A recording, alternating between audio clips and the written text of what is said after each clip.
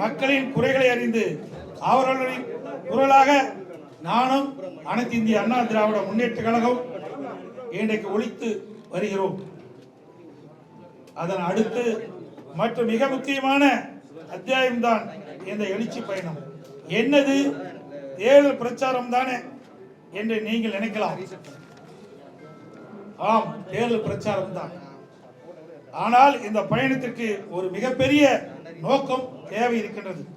எனது இந்த பயணத்தின் நோக்கம் இந்த விடியா ஸ்டாலின் மாடல் திமுக ஆட்சி உரிமைகளை மக்களிடம் அம்பலப்படுத்தி அவரிடம் மாற்றத்திற்கான நம்பிக்கை விதைப்பது.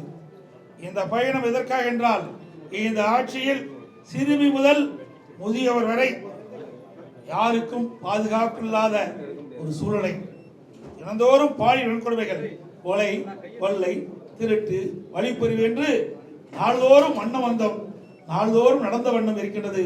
இது ஊடகத்திலும் பத்திரிகையிலும் வெளிச்சம் போட்டு காட்டப்படுகின்றன. ஆகவே அனைத்து இந்திய அண்ணா திராவிட முன்னேற்ற கழகம் மக்களுக்காக தொடங்கப்பட்ட இயக்கம்.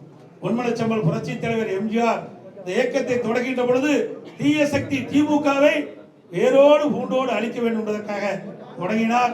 அதை இதே புரட்சி தலைவர் அம்மாவர்கள் கண்ணை இமையாப்பது போல கட்டி காத்து சிறப்பான ஆட்சி நாட்டு மக்களுக்கு தந்தார்கள்.